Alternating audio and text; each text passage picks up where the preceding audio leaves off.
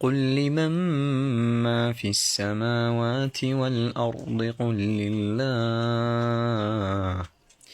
كتب على نفسه الرحمة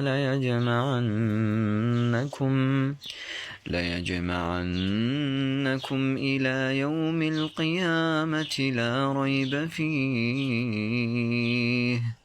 الذين خسروا أنفسهم فهم لا يؤمنون.